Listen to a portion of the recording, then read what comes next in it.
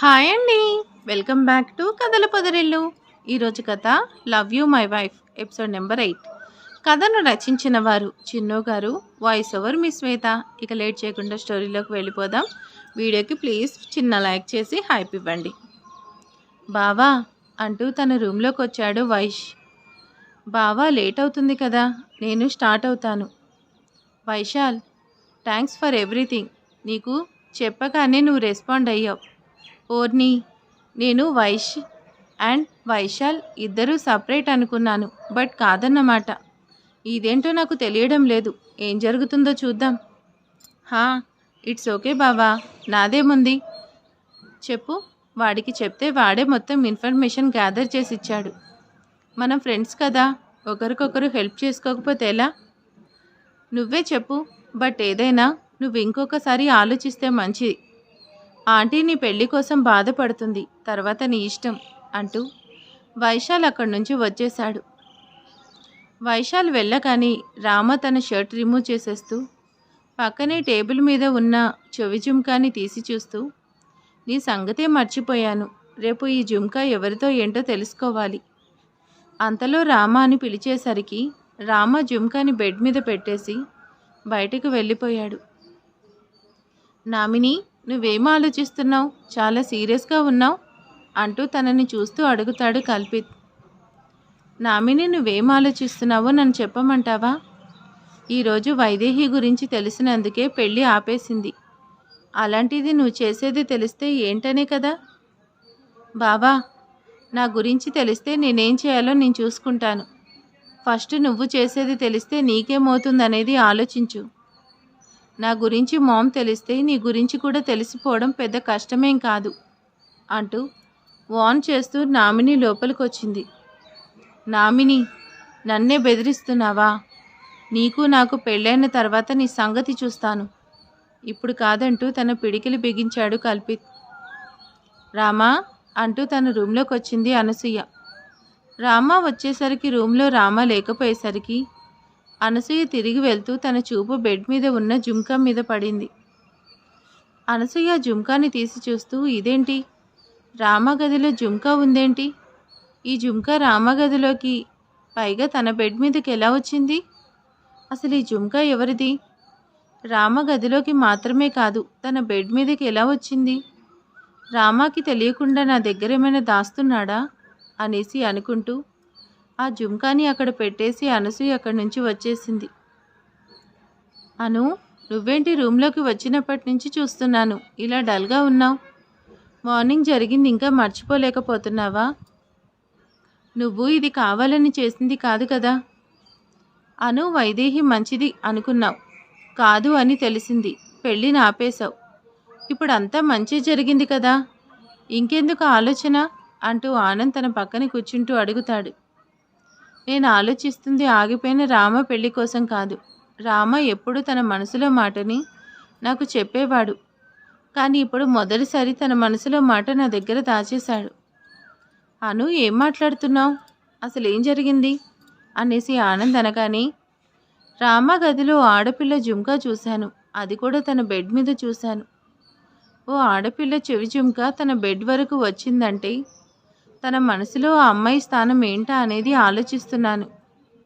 ఇది నా దగ్గర ఎందుకు దాచిపెడుతున్నాడు అనేసి ఆలోచిస్తున్నాను. అను, నువ్వే రామని అడిగితే సరిపోతుంది కదా, అప్పుడు నీకు మొత్తం తెలుస్తుంది, టెన్షన్ ఎందుకు? నేను నా కొడుకు రామాని అడిగానంటే నేను రామాని అనుమానించినట్టే. నేను అలాంటి పని ఎప్పటికీ చేయలేను. నాకు తెలియకుండా నా రామ జీవితంలో ఎవరు ఉండరు. అను, బై ఛాన్స్ నిజంగానే రామ ఓ అమ్మాయిని ఇష్టపడితే తనతో రామ పెళ్లి చేస్తావా? రామ పెళ్ళి నేనెప్పటికీ నాకు నచ్చిన అమ్మాయితోనే చేస్తాను. రామాకి తన ఎలాంటి అమ్మాయి కావాలో తనకి తెలీదు. నాకు ఎలాంటి కోడలు కావాలో నాకు బాగా తెలుసు. నేనే నా కోడల్ని రామాకి భార్యగా పరిచయం చేస్తాను అంటూ అనసూయ కరాఖండిగా చెప్పేసింది. అను రామ పెళ్లి విషయంలో ఖచ్చితంగా ఉంది. రామ పెళ్లి వల్ల అసలు ఎలాంటి సిచ్యువేషన్ ఫేస్ చేయాలో అనేసి ఆనంద్ కూడా ఆలోచిస్తూ సైలెంట్ అవుతాడు.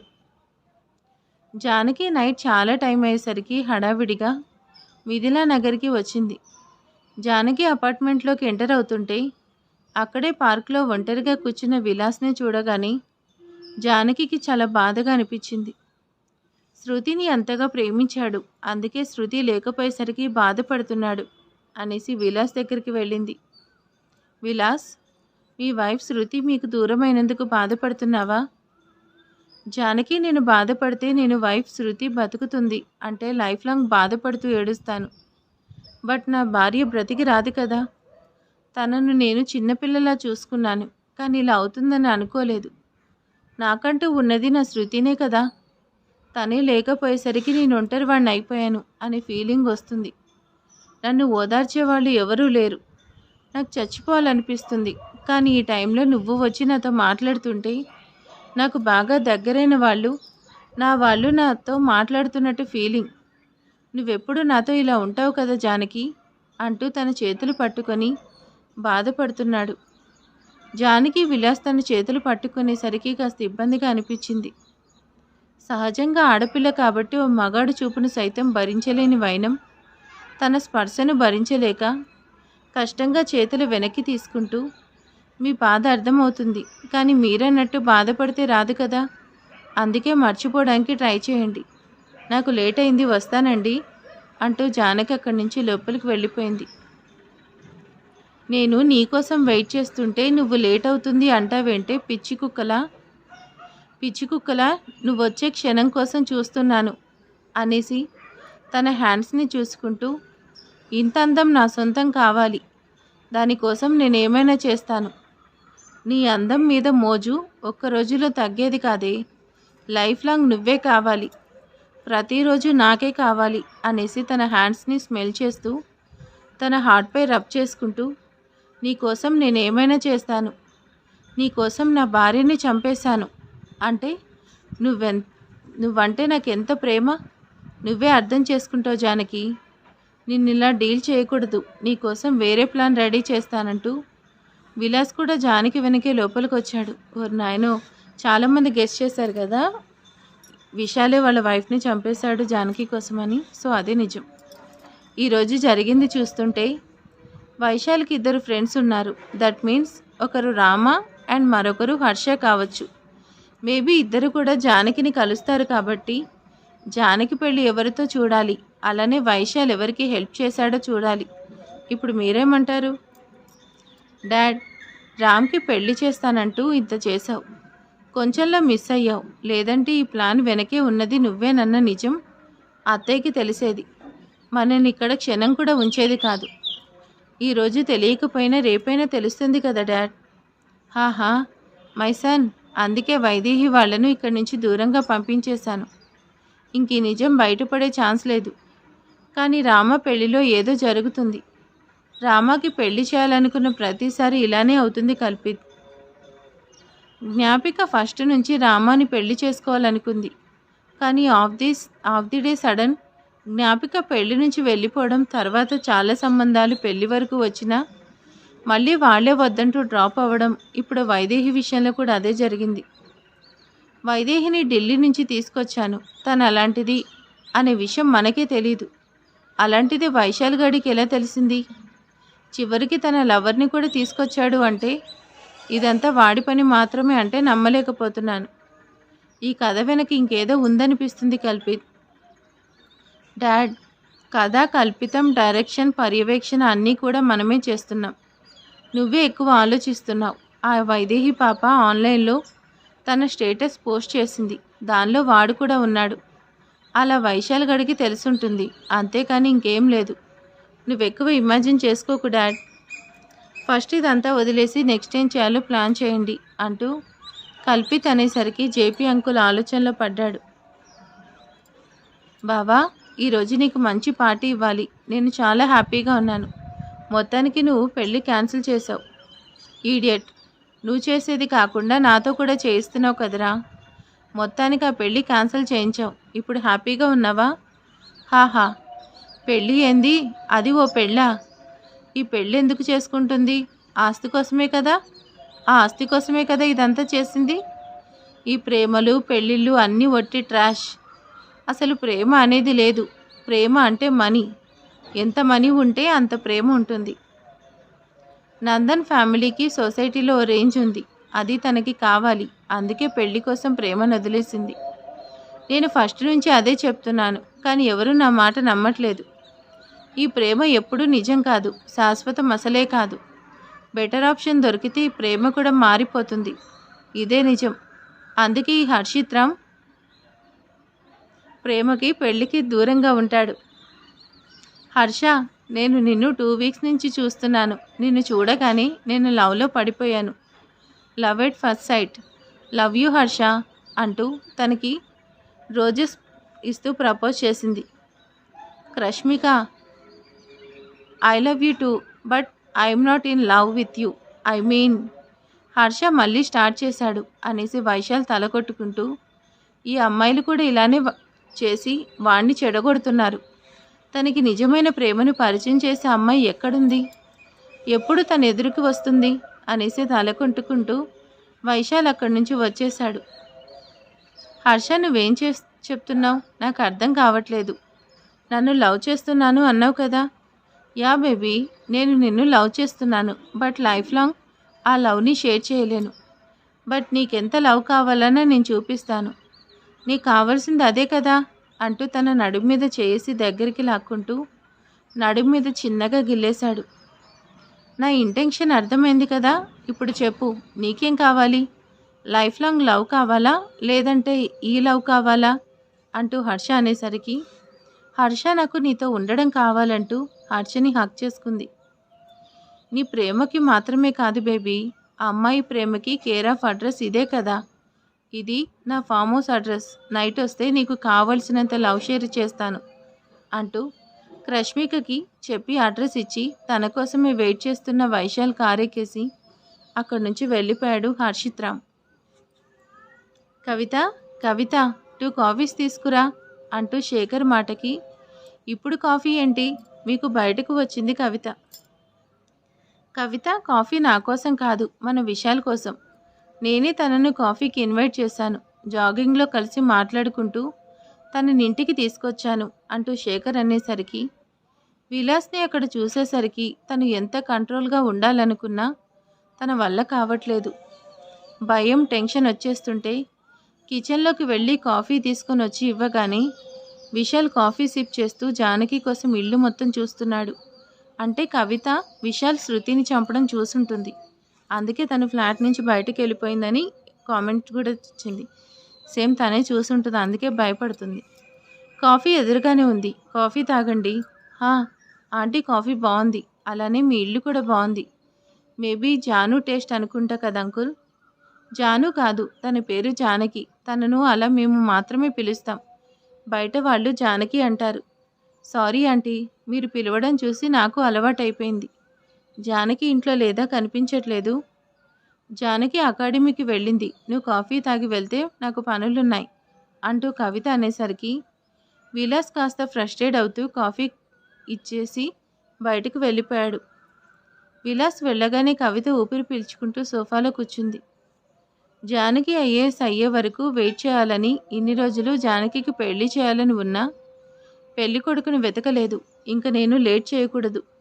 సాధ్యమైనంత త్వరగా జానకి పెళ్లి చేసేయాలి. కవిత అలా అనుకుంటూ ఉండగానే తన చూపులు ఎదురుగా ఉన్న పేపర్ మీద పడేసరికి పేపర్ని చేతిలోకి తీసుకుంది. కళ్యాణం కమనీయం మ్యారేజ్ బ్యూరో. నిజమే కదా? బ్యూరోకి వెళ్తే నాకు నచ్చిన జానకికి సరైన జోడు దొరుకుతుంది అనేసి కవిత ఆనందపడిపోతుంది. అను, ఇంత అర్జెంటుగా నువ్వెక్కడికి బయటికి ఉన్నావు? ఆనంద్ గారు పని మీద బయటికి వెళ్లే ముందు ఎక్కడికి అనేసి అడగకూడదు. నేను చాలా అర్జెంటు పని మీద వెళ్తున్నాను అనేసి అనసూయ కారెక్కేసి బయటికి వెళ్ళింది. కళ్యాణం కమనీయం మ్యారేజ్ బ్యూరో. తన కార్ మ్యారేజ్ బ్యూరో ముందు ఆగేసరికి కార్ దిగి లోపలికి వచ్చింది అనసూయ. సో ఇద్దరు అక్కడికే వచ్చారు. నందన్ జ్యువెలరీస్ నుంచి అనసూయ గారు వచ్చేసరికి అందరూ కూడా గ్రాండ్గా వెల్కమ్ చెప్పారు. అనసూయ గారు, మీరు మా కళ్యాణం కమనీయం బ్యూరోకి వచ్చినందుకు చాలా హ్యాపీగా ఉంది. మీరు ఇక్కడికి ఎందుకు వచ్చారు మేడం అంటూ అనేసరికి అనసూయ నవ్వుతూ, మ్యారేజ్ బ్యూరోకి ఎందుకు వస్తారు? పెళ్లి కోసం వస్తారు అంటూ సమాధానం ఇచ్చింది. ఒరే సచ్చినోడా, నేను వచ్చింది నా పెళ్లి కోసం కాదు, ఈ వయసులో నిన్ను పెళ్లి చేసుకుంటానని ఎలా అనుకున్నావు? నేనొచ్చింది నా కూతురు పెళ్లి కోసం. మంచి సంబంధం చూస్తారని వచ్చానంటూ కవిత సమాధానం చెప్పింది. అనసూయ గారు, వెల్కమ్ టు కళ్యాణ కమనీయం బ్యూరో. మీకు ఎలాంటి సంబంధం కావాలన్నా మేము అరేంజ్ చేయగలము. నా పేరు కవిత. నేను నా కూతురికి పెళ్లి చేయాలనుకుంటున్నాను. మేము ఈ సిటీకి కొత్తగా వచ్చాం. మా అమ్మాయికి సంబంధం చూస్తున్నాం. మీరైతే మంచి సంబంధం చూపిస్తారని వచ్చాను. నా కూతురు పేరు జానకి. ఇది నా కూతురు ఫోటో. జానకి ఇప్పుడు ఐఏఎస్కి ప్రిపేర్ అవుతుంది. యాజ్ ఎ సూన్ జానకి పక్కన జానకి ఐఏఎస్ వచ్చి చేరుతుంది. అంతకంటే ముందే నేను జానకి పేరు ముందు శ్రీమతి అనే దాన్ని చూడాలనుకుంటున్నాను. మీకు తెలుసు కదా, నేను నా కొడుకు మ్యాచెస్ చూస్తున్నాను. నా కొడుకు రామ్ నిజంగా అభినవ రాముడు. అబ్బో, అందంలోనూ గుణంలోనూ ఆ రాముడికి సైతం తీసిపోడు. ఆ రాముడైనా తల్లి మాట కాదంటాడు, కానీ నా రాముడు కల్లో కూడా తల్లి మాట జవదాటడు. అలాంటి నా కొడుక్కి వచ్చే అమ్మాయి ఎలా ఉండాలో తెలుసా అంటూ తనకి కావలసిన కోడలు ఉండాల్సిన లక్షణాలు చెప్పడం మొదలుపెట్టింది. నా కూతురు జానకి మనసు బంగారం, మాత వైడ్యూర్యం. తన అందం కంటే మనసు ఇంకా స్వచ్ఛమైంది. అలాంటి నా కూతురు జానకికి వచ్చే అబ్బాయి ఎలా ఉండాలో తెలుసా? సాక్షాత్తు రాముడై తన కోసం రావాలంటూ కవిత వివరించడం మొదలుపెట్టింది. నా కొడుకు రామ్నందన్ వంశానికి ఒక్కగానొక్క వారసుడు. మా ఆస్తి వంశానికి మాత్రమే కాదు, మా పరువుకి కూడా తనే వారసుడు. నందన్ జ్యువెలరీస్ అంటే సిటీలో ఏంటో మీకు తెలుసు.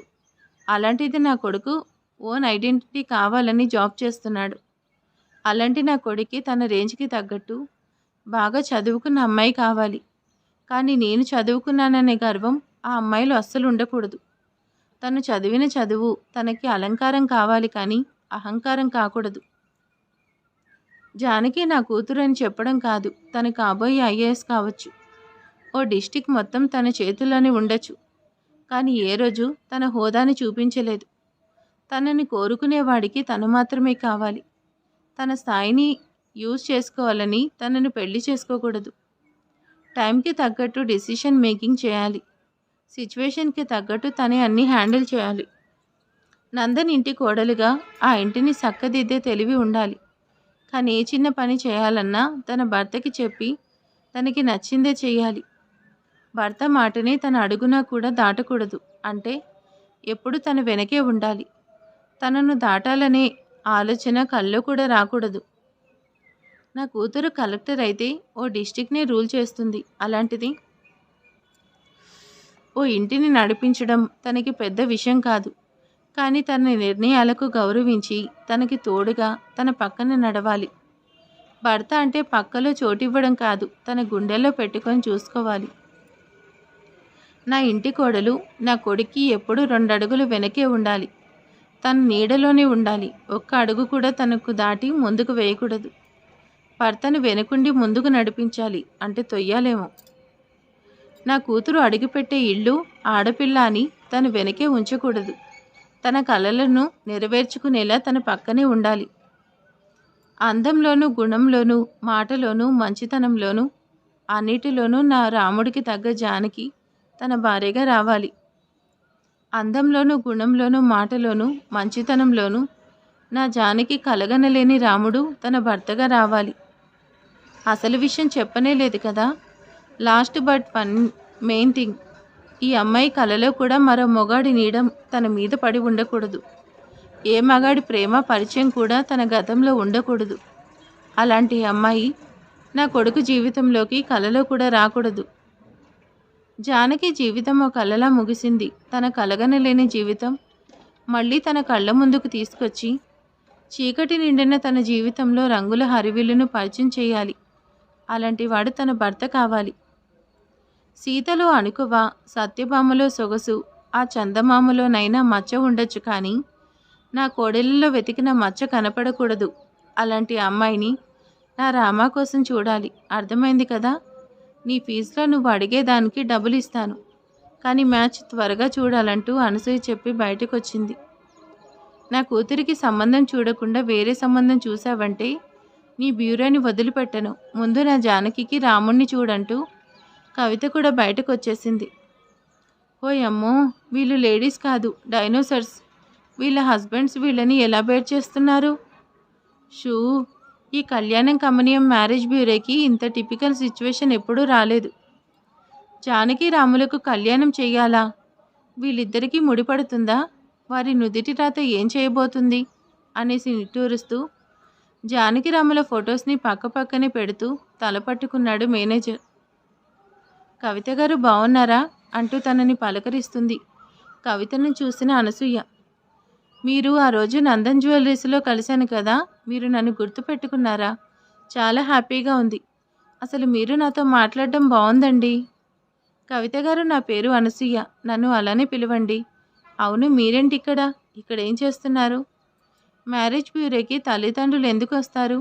నా కూతురికి పెళ్లి సంబంధం కోసం వచ్చాను. అవును, మీరేంటి ఇక్కడికి వచ్చారు? ఆల్రెడీ మీ కోడలికి బ్యాంగిల్స్ కూడా తీసుకున్నారు కదా. ఆ మాటకు అనసూయ నిట్టూరుస్తూ, కొన్ని విషయాలు మాట్లాడకపోవడమే మంచిది కవిత గారు. నేను అనుకున్న సంబంధం నిశ్చితార్థంలోనే ఆగిపోయింది. ఆ అమ్మాయి మా కుటుంబాన్ని మోసం చేసింది. అందుకే వద్దు అనుకున్నాం. అందుకే నా కొడుక్కి పెళ్లి సంబంధం కోసం బ్యూరోకి వచ్చాను. మీరు ఎలా వచ్చారు? మిమ్మల్ని నేను డ్రాప్ చేస్తాను రండి అంటూ అనసూయ అనేసరికి, పర్లేదు అనసూయ గారు, నేను వెళ్తాను అంటూ కవిత కూడా మొహమాటంగా అనింది.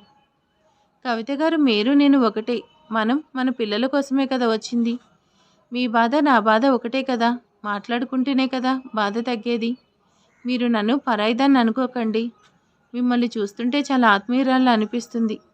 మరేం మాట్లాడకండి అంటూ కవితని కారెక్కించుకుంది అనసూయ. కవిత గారు, మీరెక్కడుంటారు అంటూ అనసూయ అనగానే, మిథిలా నగరిలో. మిథిలా నగర్ అనేసి అనసూయ కాసేపు సైలెంట్ అయింది. ఏమైంది? మీకు అక్కడ తెలిసిన వాళ్ళు ఉన్నారా? నా కొడుక్కి పెళ్లి సంబంధం కోసం అక్కడికే వచ్చాను. అదే అపార్ట్మెంట్లో ఉండే వైదేహి అనే అమ్మాయి అంటూ జరిగింది మొత్తం చెప్పింది. ఓ, మేము అక్కడికి రీసెంట్గా వచ్చాం అనసూయ గారు. మాకు అంత పరిచయం లేదు. బట్ నిన్న ఓ ఫ్యామిలీ వెకేట్ చేశారు. మేబీ మీరు చెప్తున్న వాళ్ళే అనుకుంటా అనేసి మాట్లాడుకుంటూ ఉండగాని మిథిలా నగర్కి వచ్చేశారు. అనసూయ గారు, మీరు లోపలికి రండి అంటూ కవిత అనేసరికి, లేదు, నేను ఇప్పుడు అర్జెంటుగా వెళ్ళాలి. మరోసారి మీకోసం తప్పకుండా వస్తాను. మనం ఇకపై ఫ్రెండ్స్ కదా కవిత అంటూ నవ్వుతూ చెప్పింది అనసూయ. అనసూయ గారు, మీరు తప్పకుండా రావాలంటూ కవిత కూడా అంటుంది. ఫ్రెండ్స్ మధ్యలో ఇంకా గారు అవసరం లేదు. నేను స్నేహానికి ప్రాణం ఇస్తాను. మిమ్మల్ని చూస్తుంటే మనసుకి చాలా హాయిగా ఉంది. మీతో మాట్లాడుతుంటే నా బాధ కూడా సగం తీరిపోయింది. మిమ్మల్ని మళ్ళీ తప్పకుండా కలుస్తాను అంటూ అనసూయ గారు కారు స్టార్ట్ చేసుకుని వెళ్తుంటే కవిత గారు కూడా లోపలికి వెళ్ళిపోయారు. డ్రైవర్, ఒకసారి కారాపు అంటూ అనసూయ కారు దిగి ముందుకు వెళ్తున్న ఆ అమ్మాయిని చిటిక వేసి పిలిచి ఆపింది. ఆ అమ్మాయి వెనక్కి తిరిగేసరికి ఆ అమ్మాయి చెంప మీద లాగిపెట్టి పీకింది. అనసూయ చేసిన దానికి ఆ అమ్మాయి చెంప మీద చేసుకొని తనని చూస్తుంది. అను ఆంటీ కొట్టింది ఎవరిని? వైదేహి అనుకుంటా. అంతేనా ఫ్రెండ్స్? ఏమో, నాకంటే మీరే గెస్ చేస్తున్నారు. బట్ ఒక్కడి మాత్రం నిజం. ఈ కథలో 2 క్యారెక్టర్స్ ఆఫ్ హీరో ఉన్నాడు. హర్ష, రామ్. ఒక్కరు కాదు. చూద్దాం. ఇలా అంటా నిన్న మొన్న ఒకరు కామెంట్ చేశారు. నేను హర్ష, రామ్ ఇద్దరు ఒక్కలే కదా అని అంటుంటే అది వాళ్ళకి ఇరిటేటింగ్ వస్తుందంట, అనకూడదంట. నేను కావాలనైతే అనట్లేదు. చిన్ను గారు అక్కడ స్టోరీలో మెన్షన్ చేస్తున్నారు కాబట్టి నేను అంటున్నా. అంటే ఇంకొంచెం క్యూరియాసిటీగా ఉంటుందని. నేను ముందే చెప్పా, మీతో పాటే నేను కూడా స్టోరీ అప్పుడే చదువుతున్నాను, తర్వాత ఏం చదవట్లేదు అని. అంత టైం కూడా ఉండదు నాకు. ఇప్పుడు ఎప్పుడైతే మీతో ఎక్స్ప్లెయిన్ చేస్తున్నానో అప్పుడే నాకు కూడా తెలుస్తుంది. అక్కడ ఉంది కాబట్టి నేను చెప్తున్నాను వాళ్ళిద్దరు ఒకటేనేమో అని. అది వాళ్ళకి ఇరిటేటింగ్గా ఉంది. మీరు ప్రతిసారి అలా అనకండి, అలా పెట్టకండి అంటున్నారు. నేనైతే కావాలని ఏం అనట్లేదండి. స్టోరీలో రైటర్ గారు రాసిందే అక్కడ ఉంది కాబట్టి నేను అంటున్నాను. ఏదో కొంచెం కామెంట్స్ చేస్తారు కదా అన్నట్టు. ఓకే, మరిక మీరేమనుకుంటున్నారు ఈరోజు వీడియో గురించి? ప్లీజ్ కామెంట్ చేసేయండి, లైక్ చేయండి. Thank you.